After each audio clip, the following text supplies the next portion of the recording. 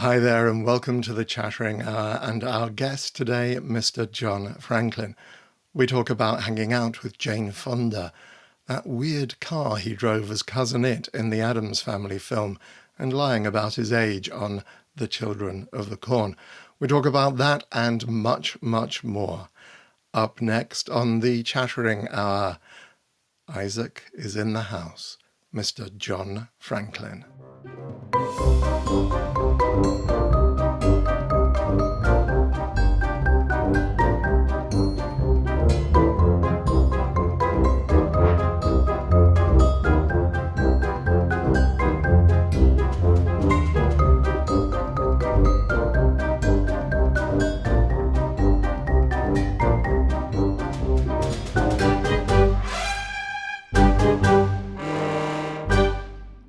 John Franklin wrote and acted in plays at high school.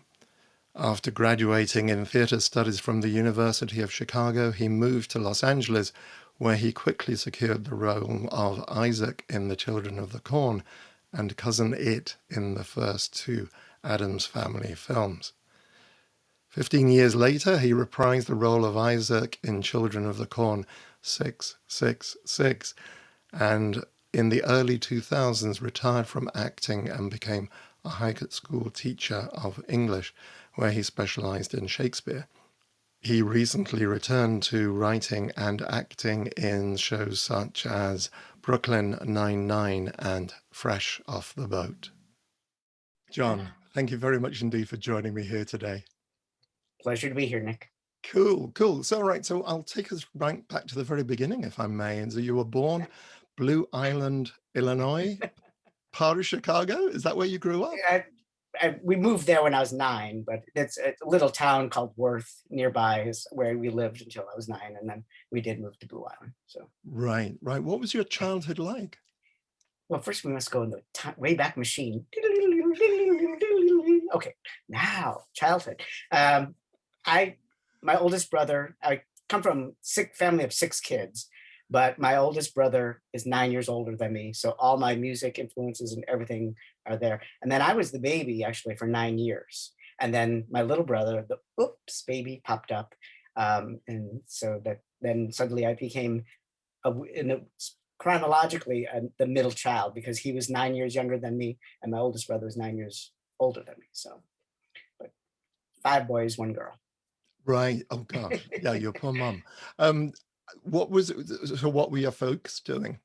My dad owned a TV repair shop that his own. It was very popular and did well. My mom was a stay-at-home mom. I went to Catholic grammar school for 8 years, and then my older brother and sister, and I was able to go to a public high school because we didn't want to go to a Catholic high school because the priest would beat you up. It was just I was the quiet kid. Just very loved to read, loved to as my dad had the TV store, we all had our own like little tiny black and white sets that we could have in our bedroom. So I just love that. And then in 8th grade, I wrote and directed and starred in a play about illiteracy.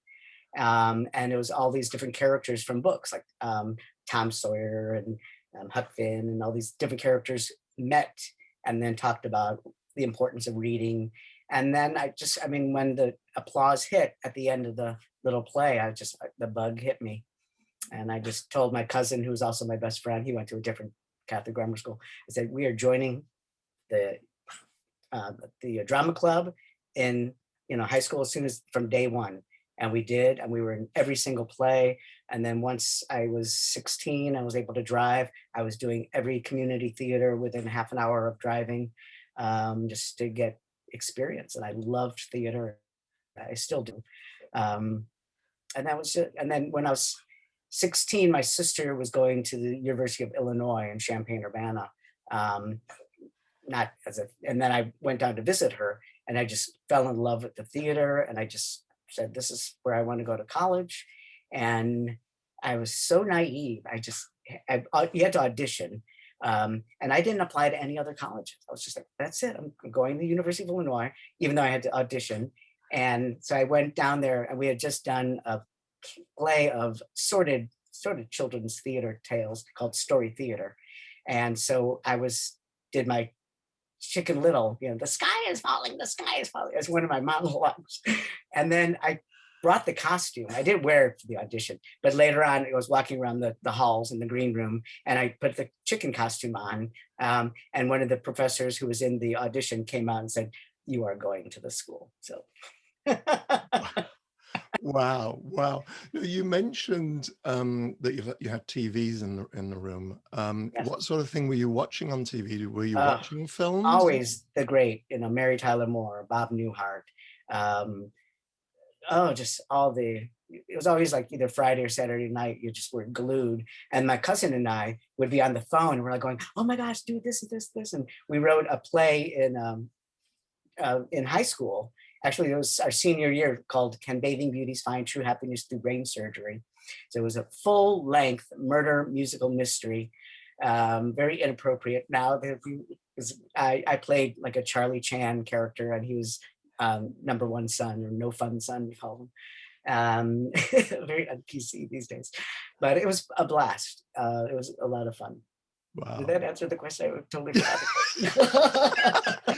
Yeah, well, it kind of did. I mean, yeah, because I was wondering what you Oh, were the saying. TV, Watching yes, Mary Tyler Ward more, yes. I adore. Uh, I'm a huge fan of hers, and Bob Newhart. I mean, Carol Burnett. Oh, it was Carol Burnett that just really inspired me so much to want to get into acting and writing also. Just so much fun.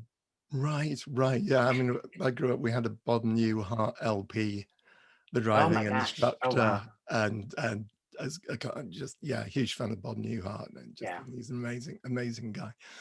Okay, so you got to you got to college. You're studying drama. Studied drama and teaching. Is that right?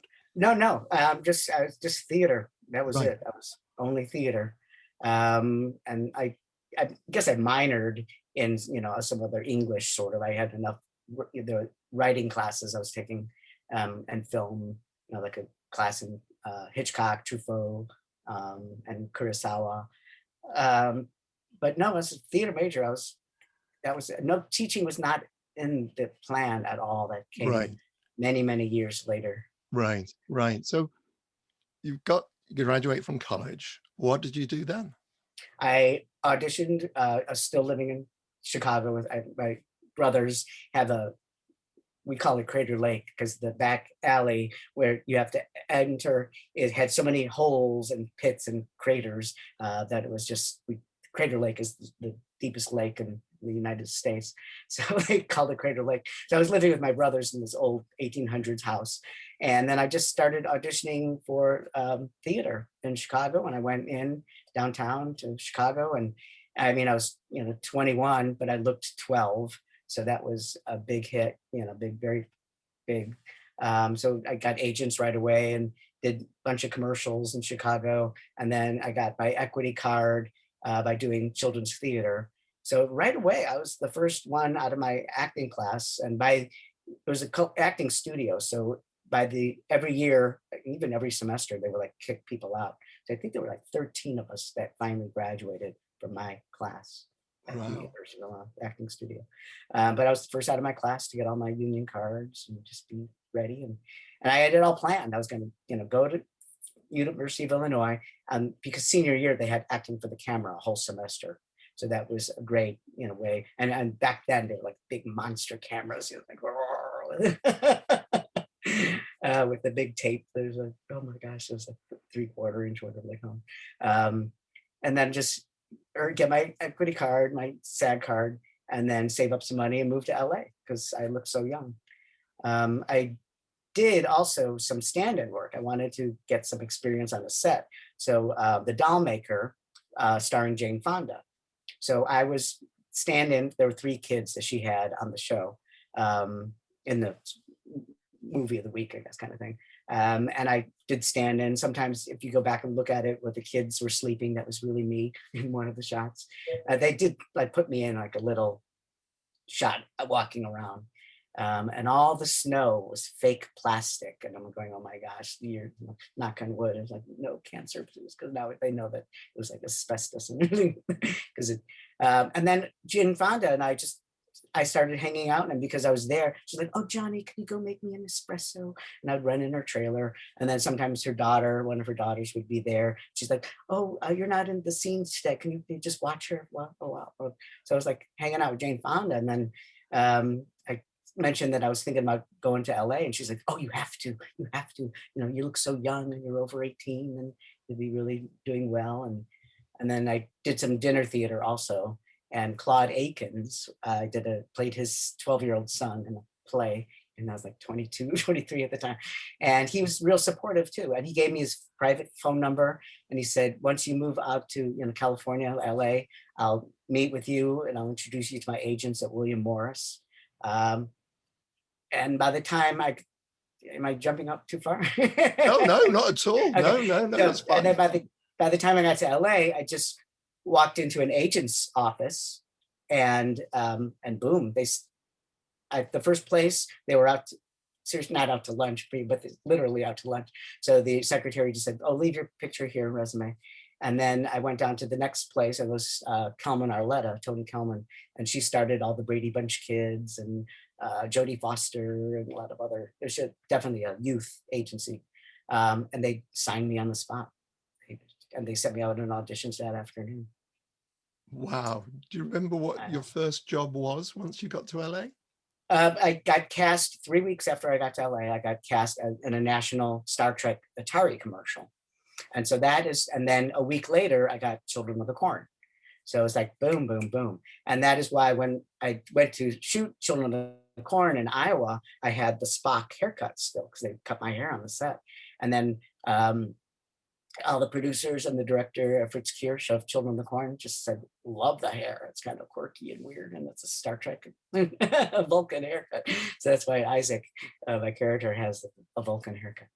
I did not know that. Oh, that is absolutely fascinating. So you've got the role. This is all happening very, very quickly. Oh, I know. Yeah. What were you feeling and thinking at that time? And did you feel a bit overwhelmed by it all, or?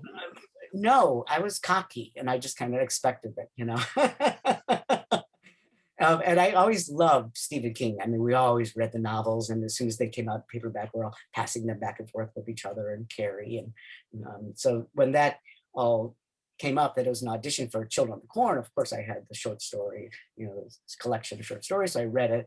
I was just really excited. But I mean, the funny thing is that I moved to LA to be in sitcoms. I wanted to be like in a Carol Burnett kind of show, or Bob Newhart or Mary Tyler Moore. And there I got, pegged into Children of the Corn and horror. So, which is fine. I love it. But. Sure. I mean, were you a fan of horror films? I mean, did you know about Carrie and Dead Zone and the other Stephen King? I mean, some of the ones that had come out before Children of the Corn, yes. I never liked the cut up movies where this just chop up people. But I was always a big fan of the classic. Growing up in Chicago, we had creature features on Friday night or Saturday night. And then, the Svengoolie character would be the host of, here we go. And he's still around. And when I went back once to do a convention in Chicago, he was there. So it's pretty funny that he's still got the rubber chicken and all this shtick that he does. It's fun. But growing up, with Dracula, the original black and white, and, werewolf and the mummy and Wolfbane, and so I just loved all the old classic right, horror right, movies. And Hitchcock too. I just love that kind of suspense. Right. So when Children of the Corn, you're filming in Iowa, right? Yes, yeah. They, of course, I just left the Midwest, and silly me, they send us back there. I think we're shooting in around Halloween. It was October, and I did not pack gloves or a hat or a jacket or anything. So we're out there shooting at night, and I'm freezing my tuchus off. So remember, like the first day off we had, we would hang out with they had all the kids from like the local theater and the local drama club too. So they would, drive us around. So we went to a mall that used to be a meat packing place. So it was like, it seriously smelled, it was like underground, and you could smell like dead animals. It was like really creepy. But anyway, I bought gloves and hat and got all ready. So big jacket. So, but yeah, so it was interesting to go back and to the Midwest, and we stayed Sioux City, Iowa. There's and even though it takes place in Nebraska, we shot most of it in Sioux City. Right, right. What's your fondest memory of the set of Children of the Corn? You know, that it was such a blur, because it was my first big part. I was the star, and I just knew that I had to be. They called me One Take Franklin, because I was just like, bam! I just got in. I know my lines, know the blocking, do everything perfect. And then also at the same time, I was lying about my age. So it's like, because I had on my resume, I had BFA, University of Illinois. So at the final callback, and by that point they had just me, and they were having various Malachis come up, including Courtney Gaines, who eventually got it. And it was like final callback, and one of the producers just said, "John, you have a BFA?" And I just froze, but I just instantly, it's like zoomed in and came to me. Yes, I was a child genius. I graduated high school at 12, and then I went to college, and just boom, boom, boom. I was born in this. I'm like, oh my gosh. So when I went to Iowa, they all thought I was 18 years old. That's all they wanted. And my agent said, just lie, because they didn't want, and I don't know if they would have cast me to play a 12, 13-year-old if they knew I was 23, 24. So I just was 18 the whole time, and lying to everybody. And all the kids on the set would come up, "Hey, John, could you help me with my physics homework?" I'm like, "I really think you should work on that for yourself." You should, yeah. So it's, that tension of that, trying to be perfect with lines and blocking. And but I also enjoyed, there were many, many breakfasts with Peter Horton. We would sit we were staying at Howard Johnson's, so they had the little restaurant there. And we had similar, we never shot a scene together, or I never had a scene with Linda Hamilton either. But we just had a lot of breakfast. It was fun. He was married to Michelle Pfeiffer at the time, so he would talk about her, and she was a cashier at Vons and hoping to get some break. So everybody was so nice. We just really, really had a great time. And Courtney Gaines and I are still friends, and we hang out and still do conventions together. And I cannot believe, and since the internet is out there, I can't lie anymore about my age, but it's in 2023, that will be 40 years since we shot it. And then it came out in 84. So I was like, I cannot believe it's 40-year anniversary is coming up soon. But I'm sure you've got the same thing with Hellraiser, So. Yeah. I think it's 35. So it was 87. It came out. So next year is 35. Wow. I know, and I'm just thinking, that's just bizarre. That makes no sense to me. It's like time zap. Yeah, I know. Really. What was I doing for the last 30 odd years? I know. Like, I want a few of those years back. Come on. Yeah. I'm sure I could do them better if I had the chance to do them again. Exactly. Yeah. I'm absolutely fascinated by the fact that you lied about your age, because did that mean you couldn't drink alcohol whilst you were filming? There was like really no opportunity to. I had like a 9-day span where I was off. So what I did is I got on a little plane, flew to Chicago. My parents picked me up. I stayed with my family for the week. And then my oldest brother and my mom and dad, we all drove back to Sioux City. So my parents were on the set, as well as my oldest brother. So I wasn't like a big drinker right back then. No. Nothing like today. But it was like, just a quick anecdote about my parents being on the set. Fritz Kirsch's like, oh, they called him Mr. and Mrs. Franklin, even though my legal name is Salopathic. So they're like, Mr. and Mrs. Franklin, oh, you want to be on the set? So they put them in front of the camera, and I've got this big scene with the two little kids, and I'm like going, and it's a smoky room. It's like Isaac's lair and all this stuff. And it's just like going, you put my parents right there on the other side of the camera. It's like, talk about more attention and freaking out. So I was like, but it was great. My parents, always very supportive of me acting, and every play I was in at college, they would drive the 2.5 hours down and stay the weekend. And so it was like they would do, if I did Oliver with Davy Jones from the Monkees. He was Fagin and I was Artful Dodger, that he did on Broadway. And so I did like 3 months in Miami Beach, and my parents flew down for that. And then another 3 months or 2 months in Seattle at the Fifth Avenue Theater, which is gorgeous. It's like all Art Deco. It's just stunning, huge, huge place. So. Right. So what was the reception for the film when it first came out? I think it really got panned in the reviews. I remember Roger Ebert said I was like a munchkin with helium. Like, thank you very much. Because there's a final scene where I'm up on the cross and I'm screaming, I was good, I swear. And what's so funny is, like, back then it was real film, and whatever tape they used for the recording froze up. It was so cold that night when I was up on the cross. And so I had to, back in LA, I had to go in and dub all those lines. And that's tough to get that kind of emotion. Again, the monster, and they've got this little flashlight. They're going, okay, pretend the monsters, because they added all the special effects later. Pretend the monsters coming up your body is like a red light. And they just had a flashlight. So it screams. So that's the only time I went high pitched. So it's like for Roger Ebert to rip me apart just because of that last final part. Excuse me, but it's the legacy of it, and it just continues, and it's one of those cult fan favorites, because when I do the conventions, boy, people just line up. It's really a beloved film, and so that's part is really cool. Yeah, and then that something for which we're both very grateful in our respective films. I know. Extraordinary. When did you become aware, in that case, of the initial? When did you get an inkling as to that this film had got legs and it was going to be around for a long time? Well, right when it opened, I went to I was at a restaurant with some friends, and all of a sudden a woman at the table across looked over and saw me. She's like, ah! It's like ran out of the restaurant, made the maitre d' move their entire group to another table. She couldn't even be across the aisle from me. Another time I went onto an elevator, and then again a woman just screamed, ah, that boy, he's so scary, he's scary. She's like punching all the buttons to get off the next floor. She couldn't be on the elevator with me. So I'm like, okay, I made an impression.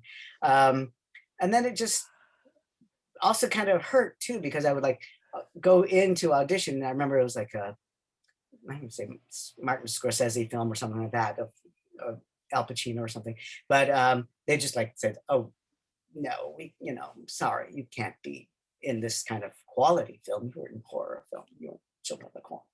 So it was like, again, it was like stigma about that. I mean, it didn't hurt for TV or, theater or anything like that, obviously, but it was still, for a while, there was a real snob awareness of the, you're a horror movie.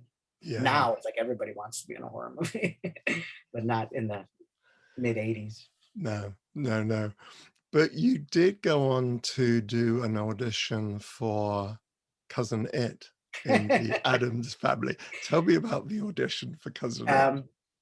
At the time, they were cranking out, I think they had done like Beverly Hillbillies, and they were doing all this stuff. And I had no idea who was in the cast. So I just thought, oh, the Addams Family. My agent goes, would you like to go in and audition for Cousin Itt? And I don't know, this is so stupid. I'm like, okay. It was a kind of dry period anyway. So I went in, and I was getting they sent me the sides back then. They had delivered onto your porch. There was no internet back then. It was like 89, 90, 1990, I think. So I went in, and I was just kind of joking with the receptionist, going, oh, another TV show that they're cranking out, like, what's going to be next? And then she's like, well, you do know that, Raul Julia's in it, and Angelica Houston, and Christopher Lloyd. I'm going, oh, I want this. So I went in and auditioned, and it's just the night before the audition, I had a dream about the voice. So I went in, because all the script says is oot, oot, blibber, bleep. So I went in and I just like, I just did the whole voice. And then the casting director says, "Oh, can you dance?" And I assistant casting director, so I grabbed her hand and we did Charleston and polka around the room. And then they were laughing and everything like that. And Barry Sonnenfeld was there and Scott Rudin. And then they just said, "Okay, thank you. We think you got, the part, and we're really very happy." And I said, "No, I want to prove to you that I am a serious actor, and it takes a serious actor to play and bring life to Cousin Itt." So they're like, "Okay, let's placate this guy." "Oh, sure. What do you want to do?" I said, "I want to do a monologue from Hamlet." And I turned, centered myself, and I came back. And they just cried. And Barry Sonnenfeld was like, and then they did say, "Definitely, you got the part." They knew I'd be funny on the set and have a good time. So it's an interesting way to get the part. So Yeah. he made us laugh the most. And then they ended up keeping the voice too, because that was the scary part. They said, "There's no guarantee we're going to keep the voice." So, but they did. Yeah. And it's just one of those lovely things. So when you were doing the voice, did you have lines because people are having conversations, characters are having conversations with the Cousin Itt, did you have lines in the script or were you just riffing?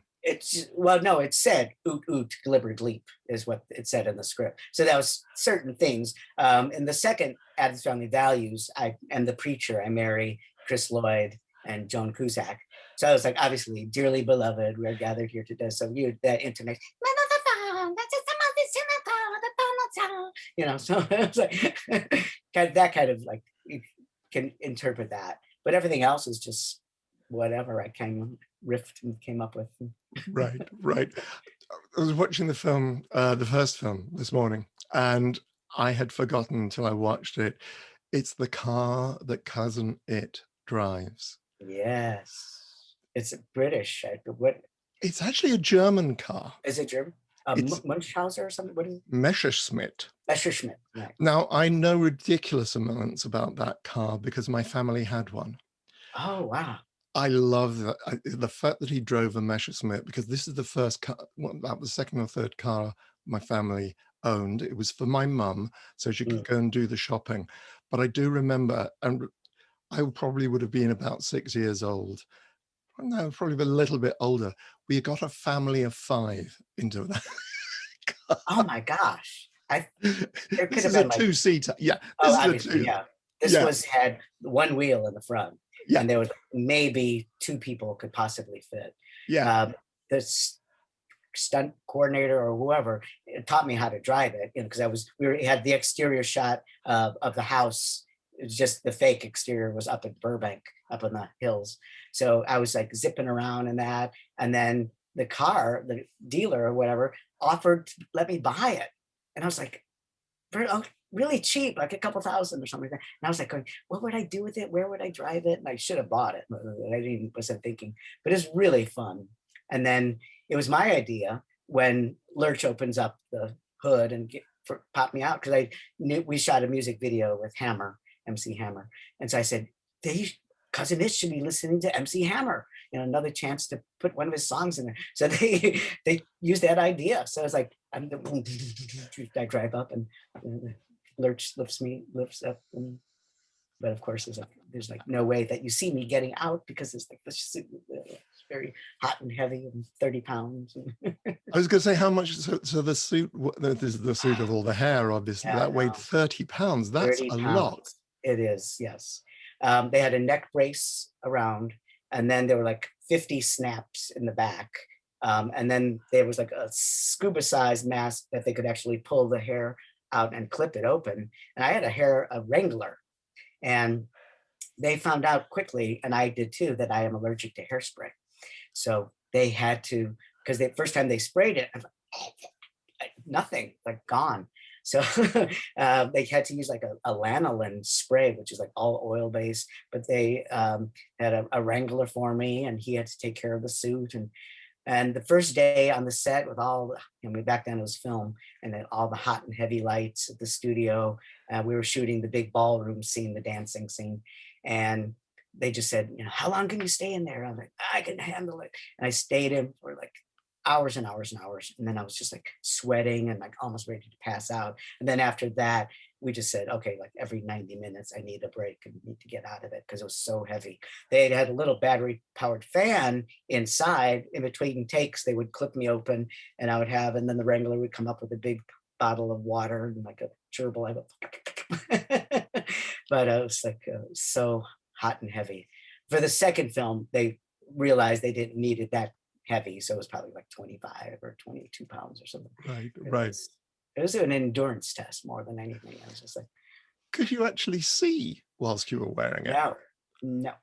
So they would have marks on the floor, and I would just, like a blind person, I would practice before the cameras were rolling about how many steps forward, and then I could look down and see, okay, I hit my mark. For the dancing scene, I was with Dana Ivey, and I just said, you lead, I don't know where I'm going. And we were dancing around, and all of a sudden, in between one of the takes, all of a sudden one of the lights popped and caught on fire.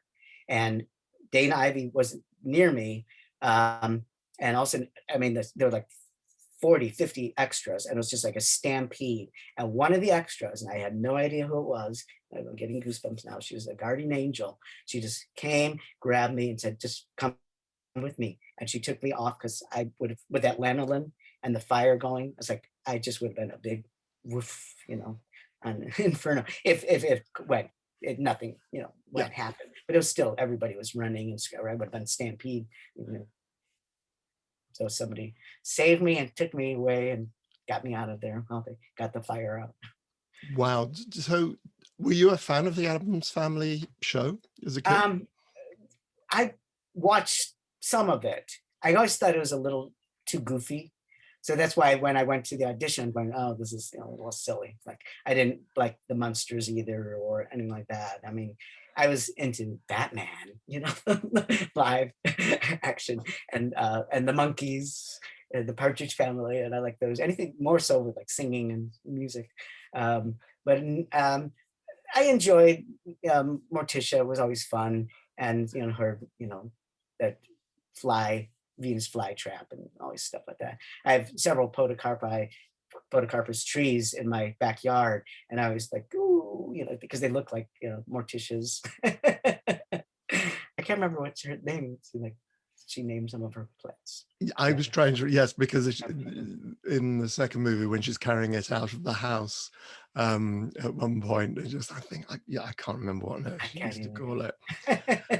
So when did you get the call about the second film, the second Addams Family? I was worried because by then, I knew already that they had replaced. So whatever reason, the first grandmama got replaced by Carol Kane. So I was like going, okay, they're gonna give my part to Pee-wee Herman or somebody. Then I'm out because they're going celebrities. But they liked me, and they just called up my agent and said, we'd like John to come back and give us a nice little raise and stuff like that. So I was like, so that was great. And then for the second one, actually for both of them, they were flying me around the country. I was doing all the morning talk shows, and so it was a lot of fun. I got to go back to Chicago and stay with my family, or have my family come up to the hotel downtown. So I was doing a lot of that. And then we did the huge press junket in New York, and Raul Julia was learning his lines for Man of La Mancha at the time. So he was like, could you run lines with me, John? So I'm running lines with Raul Julia for his Man of La Mancha, which was opening up in, a few weeks afterwards. And sweet guy, very sad that he, died so young. And they were going to do a third one. Paul Rudnick had written it, and he's so funny.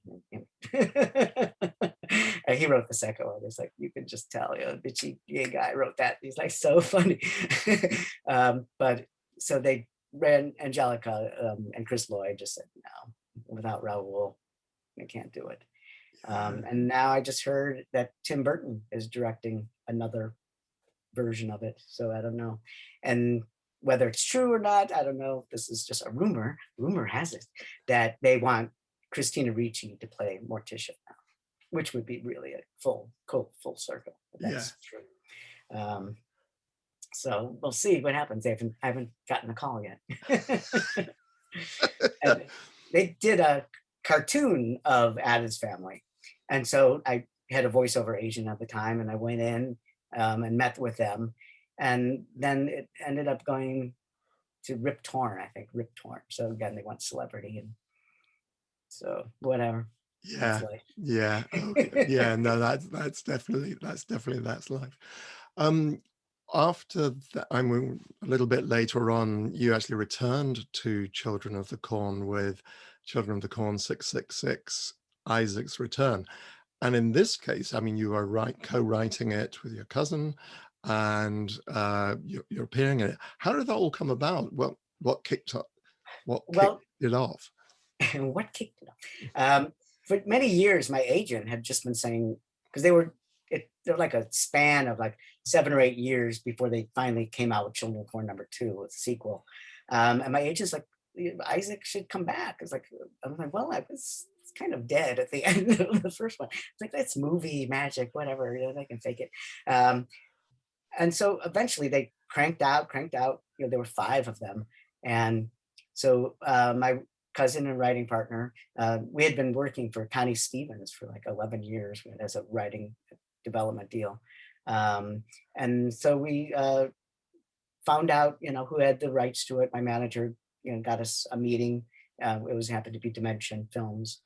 And we went in and pitched the idea, Isaac's, return. And they're just like, no brainer. And it just happened to be that it was the 6th sequel. So it was my idea to come up with Children of Corn 666, of course, what I'm saying. And then again, showbiz, like they said, okay, go and write whatever you want for your first draft. Just give us everything. So we had like Isaac world domination. It was like taking over and like blowing up mental hospitals. And I had Courtney in there, and I was like snapping his neck and just all these explosions. And it was just insane. But they said, write whatever we want. So we did. And then they're like, this is a low budget movie. We can't do this. Like, well, why did you waste our time letting us? So then they're like going, okay, these are the things that we can do. We can chop a girl in half. We can electrocute. They're listing all the stuff that we can do. So we're like paint by numbers, like murder by numbers. So we like, okay, we can do this, and I'll chop a girl in half, and then it's like I'll electrocute Stacy Keach, and but it was just so much fun to be able to again bring the character back, write my own dialogue this time, and it was just so that's how it came about. So that we went in, and they're just like running out of ideas. Like, okay. So What now? Weinstein's and Dimension Films, as you say, not exactly known for the highest quality artistic, bit of experience. Not personally with it, because all the move to the States, I was no longer acting in the Dimension Films when they took over from the Hellraiser franchise. What was it like on a day-to-day basis? Because I mean, go ahead. I was going to say, no, sorry, literally, what was it like on a day-to-day basis working with them? Bob Weinstein was the head of the horror division of a Dimension. So he came to the set once, and it was on a day where I was not shooting. So I never even got to meet him. But Kari Skoglund was the director, and she was just brilliant. She sat down before we even started shooting with my cousin, Tim Sulka, and I, and just like helped us really fine tune and shape the script and get it all ready for day one. And then what she brought to it, and with the DP, was just a lot better than I thought it was going to be, because it could have been, but it looked great for a low budget movie, and just editing was wonderful. And I wish they had, because I've got a director's cut, and it's a VHS tape, and they used whatever music they wanted to. So it was like really hard rock. And that's what my cousin and I wanted, the dirt bikes, and just, man, Children of the Corn, for, the current time was like, I think 99 or 98 that we shot it. And we just wanted for the teenagers of today, nothing like at all of the kids like in the first movie where they're just like zombies. And so we just really wanted it updated and just fun. But anyway, the music was so cool, and they didn't want to pay all the money for that. They do have one really cool song where my son commits suicide. Did you ever see the second one, the 666? No, I So haven't. anyway, my son ends up killing himself. He puts his huge scythe on the ground, and then he like throws himself on it, and of course it pierces him and kills him because he doesn't want to do what I want him to do, which is have sex with the girl and then form a master race and blah blah blah. So anyway, but the song they picked was so cool. I don't even know who it is, but that was like the best. That I love that. That's my favorite scene. Right. I'm not in it, but it's just because it's really hard metal song, and the music for the first one I think is just brilliant. I mean, and so many movies ripped off the child choir after that, and there's like that was just I think really really amazing. And I've got the original album, 33 and a third LP of that soundtrack, so it's pretty, that's never going anywhere. But yeah, the music makes so much. But anyway, the 666 turned out better than I thought it was going to be. The day-to-day set, again, I was a smoker back then, so it's just constantly chain smoking and nervous and I was always like, next, because we were so low budget. We actually shot at a abandoned hospital that we use as the mental hospital. And that I had shot a previous, previously I had shot a really schlocky, fun movie called Tammy and the Teenage T-Rex, with Denise Richardson, and it was one of Paul Walker's first movies too. He's a nice guy. Rest in peace, Paul. So it was interesting and weird to be back there. But again, it was like always like, we're losing the set. And it's like very stressful. And we shot that there's a big final sequence. And of course, they added all the explosions and blow up later. Spoiler alert, where my character gets killed. And He Who Walks Behind the Rose and I have a duel sort of. But it's like, it was the last shot. And it was like, we were going to lose that set at 3 a.m. we had to be out. It was at 1 a.m. suddenly they're going, oh well, we can't do what you wrote in the script, and my cousin wasn't there, so Kari Skoglund and the DP and some of the other people were just kind of brainstorming and came up with this whole like game show theme of He Who Walks Behind the Rose. And so it was like thrown together, and it's like we got the last shot in, and Nancy Allen's there. I'm like torturing her. So it's very stressful. I'm sure you know what that world is like. I'm talking about. Yeah. No, it's fascinating to listen to, particularly because your director has gone on to do Falcon and the Winter Soldier, was the last thing. So you obviously working with some very, very talented people. Yeah, exactly. No, you mentioned that you'd already been doing writing. Do you? And it must be weird. I've never done this. I have actually done this. Basically, written lines for yourself as an actor. What did it feel like? Who's the idiot who wrote this line for myself? Oh. No, I mean, it's like, again, we wrote that whole first draft, and then they just tossed that in the trash can, and then like, okay, well, we've got a few months to go, and then we'll contact you when we want to start you on the first draft, second draft, because you get paid for each draft along the way. And then all of a sudden they call up, and I'm serious, they're like going, oh my gosh, the corn is ripe now, it's harvest time, we need to shoot in a week. So we wrote that script in like a week, and that was just insane. So it was very natural to write my own dialogue. Not that I improv. The only time I improved in the first Children of the Corn is all those lines up when I'm on the cross. Like, you morons. I think I could have come up with something better than that. But at the time it was freezing. It was up on the cross. It was at 3 a.m. So I'm going, okay. But it was just, the whole sense of Isaac was just there, so it was like so many years later that I came back to it, 16 years later to be exact. It was just easy to write those lines for myself. Right, right, right. Do you prefer writing over acting, or these are just two different strands of what you do? I do enjoy writing better. Um, I came back to acting after teaching for 14 years, and I did a part on Brooklyn Nine-Nine, and that was a blast. That set was so much fun. And then I did another, the show's been canceled, so I don't care. So I was fresh off the boat. I had a guest star. I was like a notary of the public. You know, it's just one scene, but it was really fun. And they rewrote my lines the night before. So of course they just emailed it to me. So it's like this whole great character that, I mean, could have just, again, the bitchy, snotty character. And I just nailed it. And I loved it. And I just like, this character could have like a spin-off series. I'm serious. It was so funny.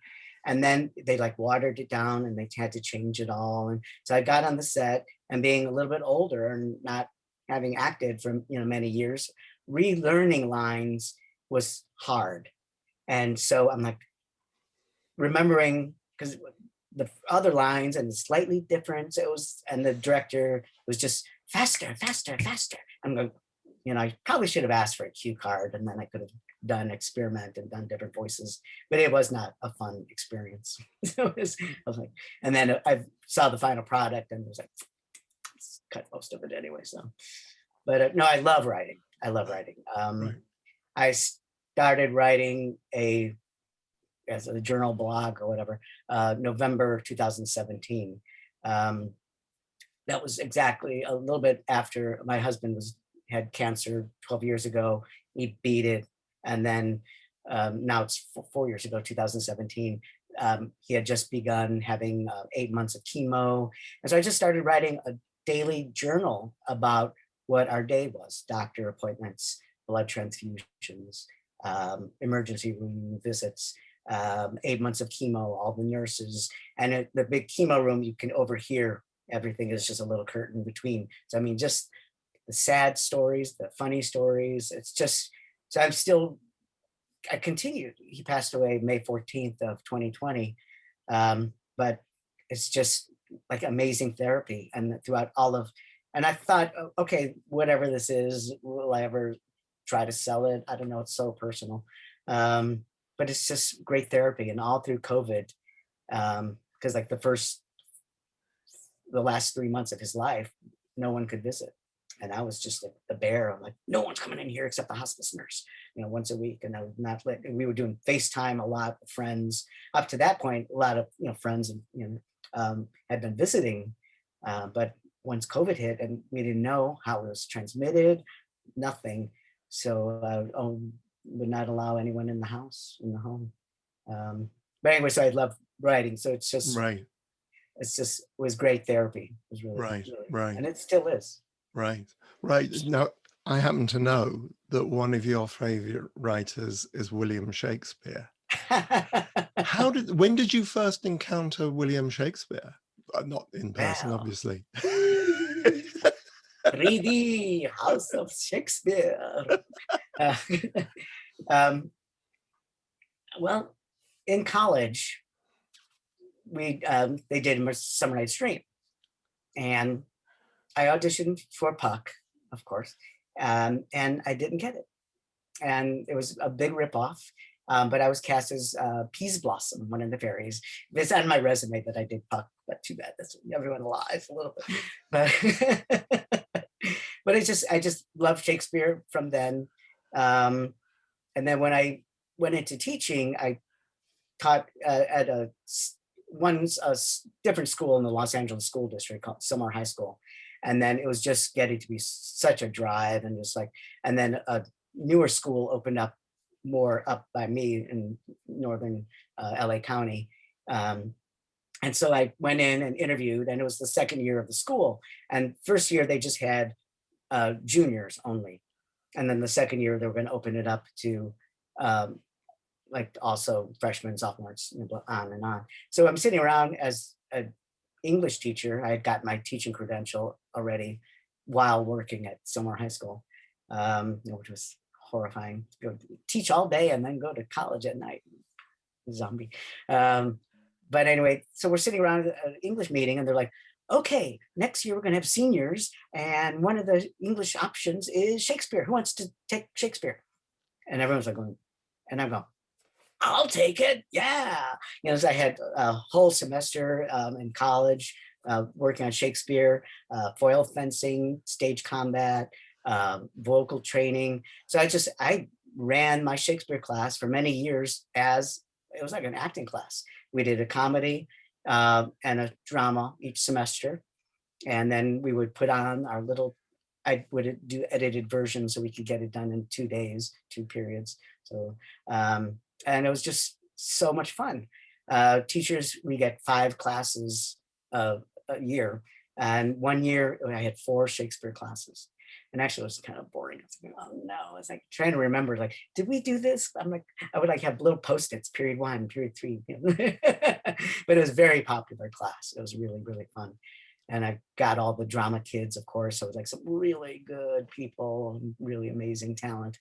And so it was just so much fun. So I've just always, I taught Shakespeare for many years, and we would do on the book stuff, like he was born and, chapter on Avon. So it was just, I just love Shakespeare. What is the secret to performing Shakespeare, do you think? Well, that's why I always start the fall semester off with A Midsummer Night's Dream, because it is just horny teenagers in love, and the mix-ups and the mess-ups of mistaken who loves who and who's all that.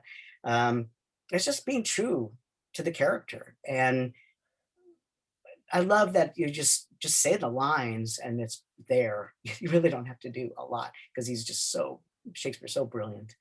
So that is just amazing. This is my mug from when I went to the Globe Theatre.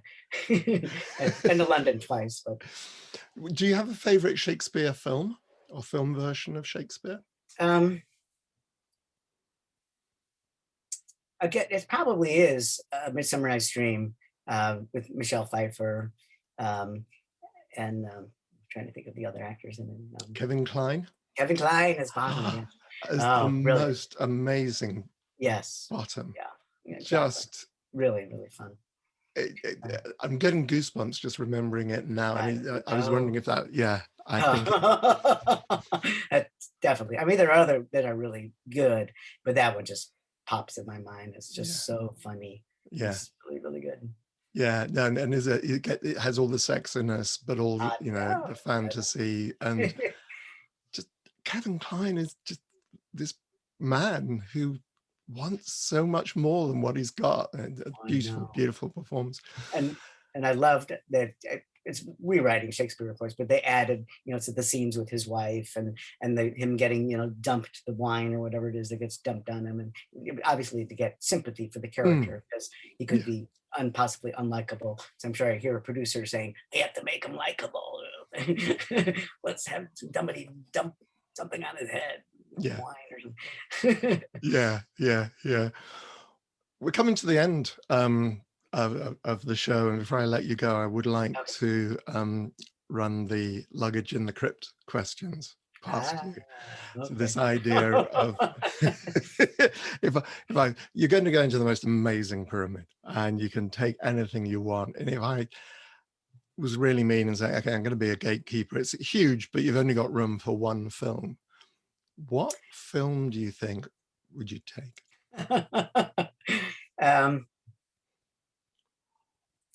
I would have to say, and I haven't seen it in many, many years, so it could be the real stink bomb that I don't remember that but Little Big Man with Dustin Hoffman. That is, I think, I remember watching that and just saying he ages to be 101 years old and just going, I want to do that. And I want to be an actor. And then there's another movie that I would probably try to steal, and that's The Tin Drum. I was at college at University of Illinois when that opened up 13 times in 1 week. I just went going back and back and back paying at the theater. I was just mesmerized because, again, it's the small kid who's not growing up, and it was me, 18 to 25, looking, 12, 13 years old. And it just made such an impression. And I have bought the DVD of that. So Tin Drums, I have watched it again, and it is still brilliant film. And there's a difference between film and movie in my book. Right, So, right. Okay. That's very interesting. What about a book? Easily, Nicholas Nickleby, Charles Dickens. He's my favorite writer of books and novels. It's just so brilliant, and I just loved it, and always loved it, and got to see the whole, 8-hour extravaganza here in LA when they did it at the Mark Taper Forum. It just speaks to my soul. I just love it. Right. What about music? What sort of music do you listen to? Oh man, it's my older brother's fault and my sister, because they were 9 years older. So I grew up. I mean, you listen to the Beatles now. If you can see stuff behind, I've had my whole office is just a shrine to the Beatles. So I love the Beatles. Whole Motown thing. I was teased in grammar school because all of my other classmates were into the Osmonds, and I loved the Jackson 5. So I was like, "What? You like Michael Jackson?" They're like, "Yes, I love Michael Jackson." And I saw him in concert, and he was the most brilliant performer ever in my life that I've ever seen. And just he would dance and spin off and poof, an explosion and he would come back dancing on in a complete different outfit, and just nonstop 3 hours of him dancing and singing. And he's a brilliant, and he's a genius. It was just so sad what happened to his life at the end. Just horrible. Yeah. So, rest in peace, Michael. But so music all over the map too. I still, my husband was into country music, and he saved everything. So when I was going through his stuff, there was a little piece of paper that he wrote down the first time I guess we spoke on the phone. He wrote down, "Does not like country music." He also wrote, "Seems nice and very cute." So he got me into country a little bit, not like the real twangy stuff, but I do have an appreciation for Zach Brown, the harmonies, and I named one of my cars Reba, a RAV4, Reba Rav. Right. So Trisha Yearwood, Dixie Chicks, Right. more stuff like that. So Keith Urban also is really good. Right. What about a favorite food or drink? Probably Italian or Mexican food, or always, I like spicy foods. I know you mentioned you love pad Thai, so Yeah. I love Thai food too. It was funny because for a year of COVID, I did a few deliveries of food and takeout, but it was again I got to do a lot of my own cooking, and so that's why I lost 6 pounds, because I'm bored of my cooking. So spicy Right. food. Spicy food. Right. Okay. That seems fair enough to me. What about a piece of visual art, a painting or statue? I love Van Gogh. I got a chance to go to the Van Gogh Museum, and Starry, Starry Night, possibly. There's so many brilliant pieces. I love Impressionism. I also went in the Louvre, and then the Musée d'Orsay, just standing there and staring at Monet. And just a creepy thing happened at the Van Gogh Museum, where I just stared at the painting so long, I thought I was in the painting. It was really a creepy thing. I felt like I was in there. And then I didn't want to leave for a while. And then I had to snap back. And at that time we were doing a backpack tour, 6 weeks of your rail pass in a backpack, my cousin and I. And he just said, "Hey, John," because I was catatonic. And then I came back and I was out of the painting again. It was just very surreal. And I've seen movies now where they sort of do that, but I had not seen a movie at that point. Yeah, you remind there's a Japanese filmmaker made one of exactly that experience, where he's walking through the fields of corn and so on. Yeah. Incredibly powerful. What about a luxury? I'm a pretty simple person. I really, both my husband and I were just no fancy cars, no, I guess the one luxury we have is we've had RVs for over 22 years. So in fact, I just had to sell it yesterday. Oh, It's just, I tried going out by myself, and it's not fun. It's something to do with someone you love, or family members, and I would go out to the coast here in LA, and my birthday was June 16th, so I was lucked out and got 3 days there. So when friends would come out every day, and that was a blast when people are there. But so the luxury of the RV will soon be gone. I think they're going to pick it up tomorrow or Friday.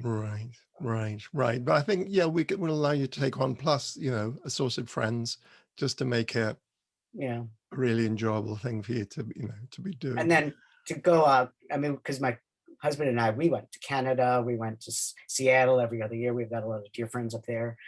Went out to Chicago to visit my family. We did a lot with the 4 different RVs we had over the years. And it's like most of my friends are either still working or they're married, and nobody wants to jump in the RV with me for 3 weeks. Like we used to go off for 3-4 weeks. It was like the beauty of teaching. You've got the summer off, or I would take the summer off. So it's just, I might come back to it later on in a future time if I find a new special someone that's into that. Yeah, there's no reason why not. No reason why not at all. I'm young. Well, yeah, we're only a year apart, so yeah, yes, yeah. Listen, I still consider myself to be terribly young, and I know. like when I say consider myself to be terribly young, I haven't grown up yet. That's probably what I really mean. Well, what is your luxury? What is my luxury? Probably be a drink. Now, I don't drink alcohol, except very, very occasionally. And when I do, it's usually Drambuie, which is the honey liqueur from Scotland. And that is probably, there's also Bailey's Irish cream as well. But honestly, if I was really pushed to it, then it would definitely have to be Bailey's, something like that.